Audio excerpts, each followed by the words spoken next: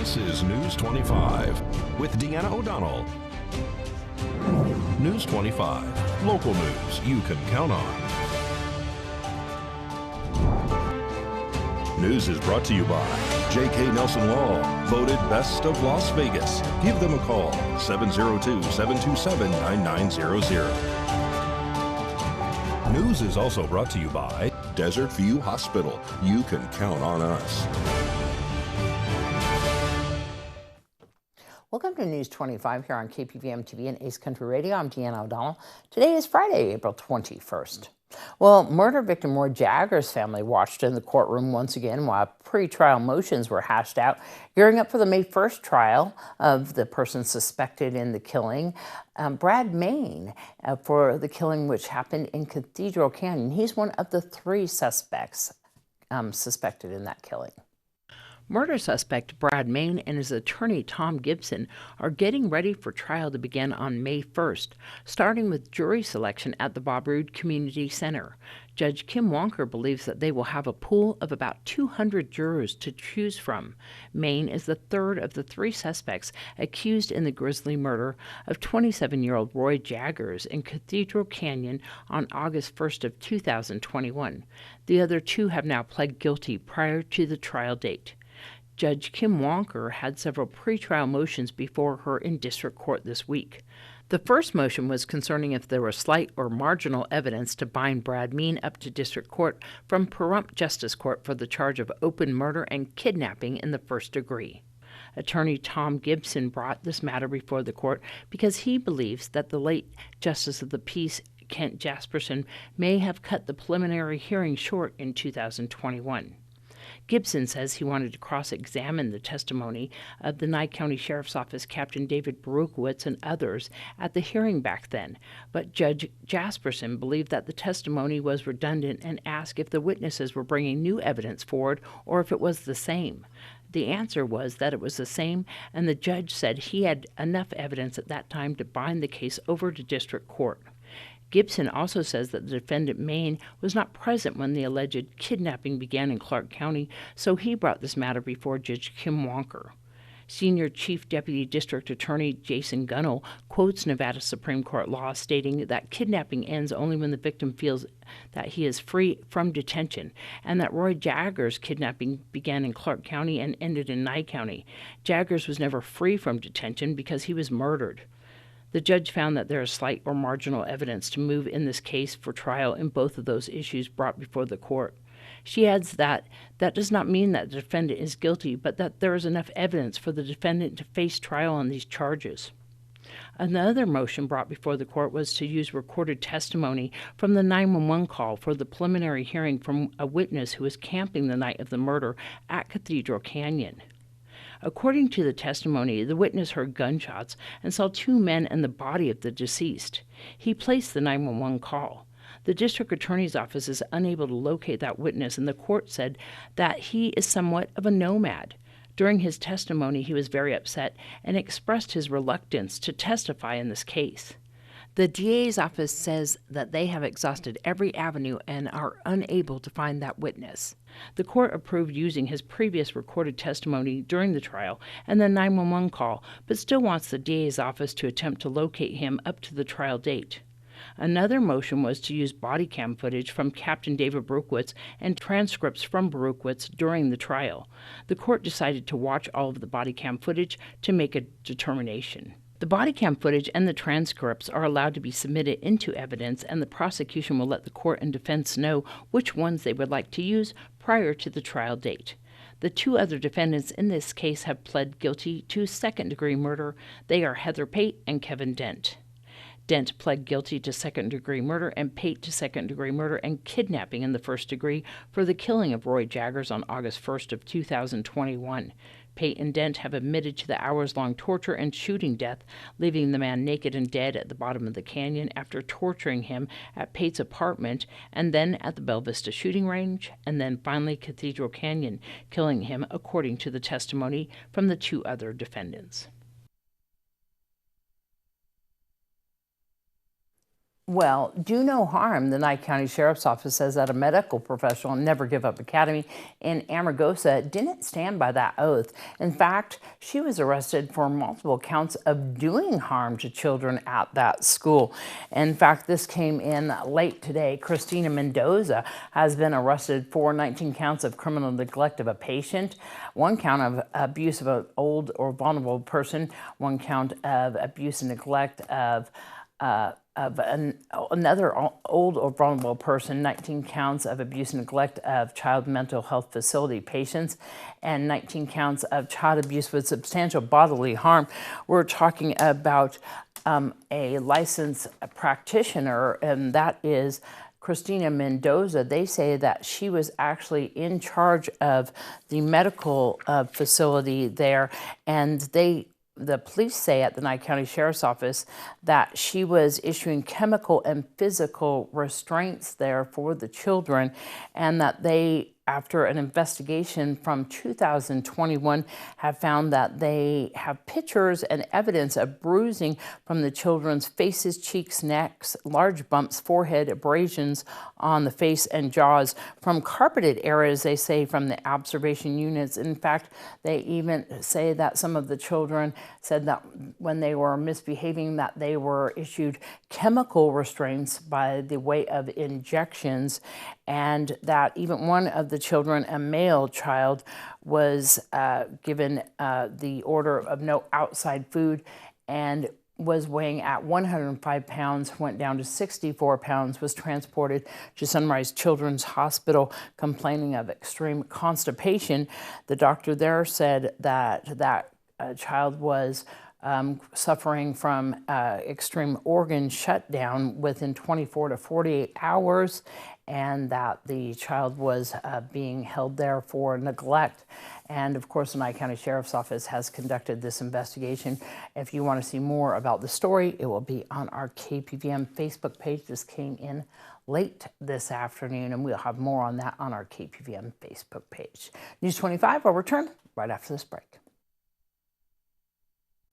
You're watching News 25, the most recognized and farthest reaching local news in Nye County. News 25, local news you can count on. Well, the Disabled American Veterans are making it easier for disabled veterans and others to attend their meetings. Well, I had an idea about a year ago to put a Zoom system in once National DAV approved that we could start Zooming the general meetings. That was never an option before. So they changed the bylaws, and I started thinking about we should have the equipment in here because we are so rural. We have a lot of members in Amargosa, Beatty, Tonopah, and members who are no longer living here but would still like to attend the meeting. So I ran it past a friend of mine who is going to be bringing a company out here to Pahrump, and he goes, well, how much is it going to cost, Bill? And I said, $10,000. And he goes, come see me, I'll write you a check. So we have put the Zoom system in. We have high-tech quality. As you know, the monitor that's up on the wall. All the computer systems back in the corner.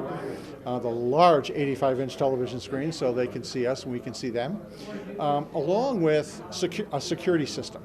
In this room there are 2 security cameras, and in our side room there is another security camera just to protect our equipment. We had a great attendance tonight, and it's been improving over the last several months.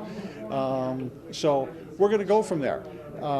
We had, it was about, the one time I looked up, I think we had 8 people on the Zoom. I anticipate that once everything is worked out and the little kinks, because it's a brand new system, we just fired it up last week, that we will continue to grow our membership coming in online, meeting after meeting. It has been a blessing, and we thank the county commissioners. They gave us a 5-year lease. It actually worked out to be a 6-year lease, and we'll be going back to them September, October this year to get another 5-year lease from them. When I first put the idea of putting this system in, I talked with the county manager and his department heads, and they all gave their blessing for it. So I'm anticipating and hoping that they will give us another 5-year lease on this building. Well, with the PACT Act, it's about getting all the information out there. There's so much misinformation that's going on. in the community, especially on these TV commercials. They're telling veterans it's not going to affect their benefits whatsoever. On the veteran side, it does affect their benefits. What we're telling our veterans here is if you think that you fall under the PACT Act with presumptive diseases, that you should get that on the record at the VA. We are encouraging them not to join these class action lawsuits. On the other hand, spouses, children, if they are exposed and they have problems, yes, they can get into it. One thing that these lawyers are not telling them, it could take up to 20 years to even see a resolution on this. On the veteran side, let's say the veteran gets awarded $100,000 through a class action lawsuit. Okay, the lawyer is going to take 40% and probably another 20% for office items that they had to shell out for. That's 60%. So they're going to take $60,000 of the $100,000. The VA will make the veteran pay back dollar for dollar. They were given $100,000, they have to pay back $100,000. Bob Hammond over at the hospital, Steve Pittman at the hospital, plus he does remote. Kathy Gerard, she does remote and meets with veterans here at the building. The high-end fiber optic cable has really helped that tremendously. Well, Star Wars fans, Hypno Comics has a special meet and greet happening on Saturday. So this Saturday, tomorrow at noon, we're going to have our first signing of the season.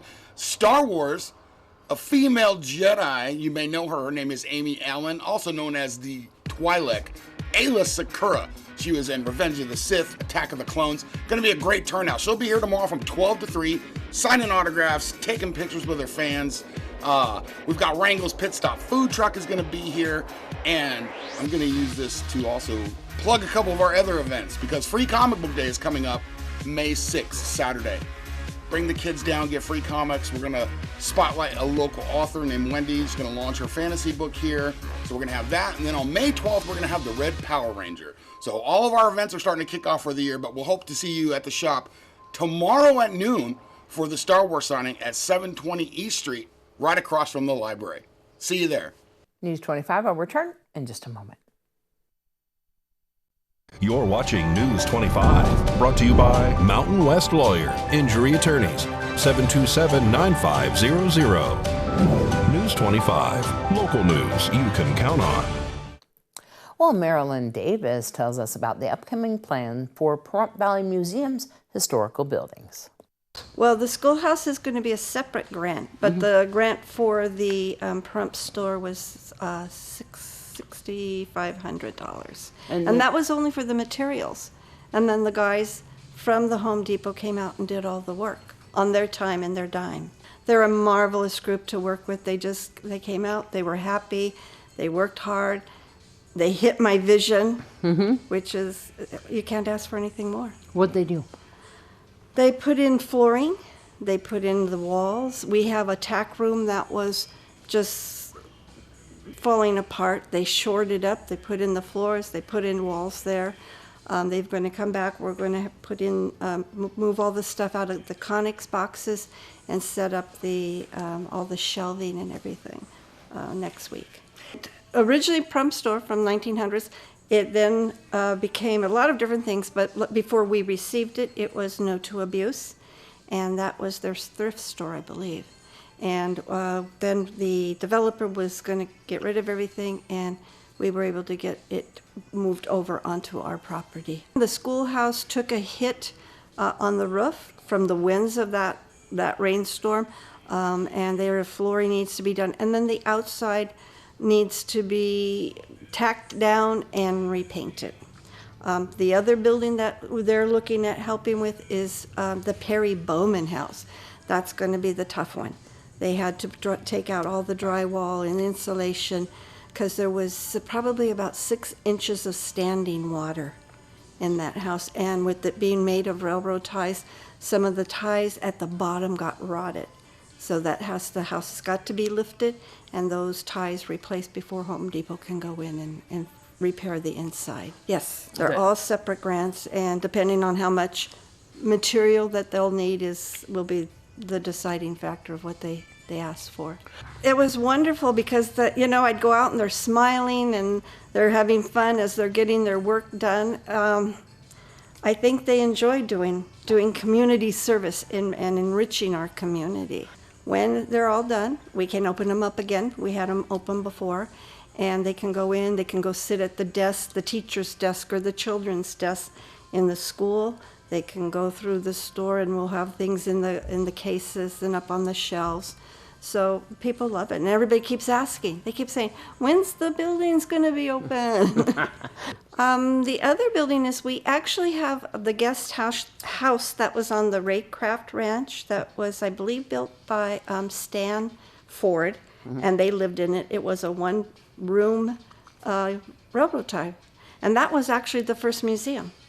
It's not open because it also needs a little cleaning and a few repairs to be done. And when I'm able to open some of the other buildings, then that's when we'll open that one back up. And I also have a brothel, very GP, just because it was prevalent for this area. That building used to be the old chamber. Yeah. And they did it on like a barn raising. It was done on a weekend. Yeah. That they put it up. I'm hoping that when we're done with the store, then we'll be able to open the store and the other two buildings. And then as the others get restored, then we'll open those. And then when we have everything, we'll have a great party. Okay, the museum is located at 401 East Basin Avenue. We're open Tuesday through Sunday, 9 to 5. But don't come at 5. We're on Facebook. We have a web page. And if you need information, you can call 775-751-1970. Thank you. Well, since people started working from home, foot pain is on the rise. The main reason behind that trend is that a lot of people don't wear shoes inside their home. So what should be done when you're wearing your no shoes at home to prevent that foot pain? Shoes to wear inside the home when you're working would be a great athletic shoe that has a great arch support or a deep heel counter so your foot doesn't roll inside the shoe when you're walking. It helps with what we call pronation so that your foot doesn't fall to the inside when you walk. Secondly, wearing a slipper that has a great arch support is also a great option. Podiatrist Dr. Joy Rowland with Cleveland Clinic says it's crucial to protect your feet from hard surfaces like wood and tile. People who opt to go barefoot at home are walking directly on their bone structure with no shock absorption, which can ultimately lead to foot pain. Dr. Rowland notes you could even wear out what's called the fat pad on the bottom of your feet over time, possibly leading to long-term pain. While working from home, people may also experience foot pain from prolonged sitting and poor posture. She says sitting for a long time and not being mindful of your posture can cause your tendons and ligaments to tighten. A great treatment to do to help relieve foot pain and ankle pain when you're working from home would be to get up from your seated position frequently so that you can start stretching out some of the soft tissues and getting those foot joints moving. But before you stand up from that seated position, do some gentle stretching exercises. So moving the foot bones and joints up and down and side to side. Well, Dr. Rowland says it's just as important to let your feet breathe to prevent foot infections because of too much moisture. She recommends taking off your shoes and socks when seated if you find that your feet are too hot or sweating, and putting them back on when you get up. If your foot pain persists, seek a podiatrist. News 25 WeatherCam is brought to you by Lerner and Rowe Injury Attorney's Office in Pahrump. In a wreck, need a check? Call 702-877-1500. And it's beautiful outside. Mike loves those hot air balloons. I know he takes those pictures of them a lot. It's beautiful, and we've got Earth Day coming up. We're going to find out what's in store right after this break.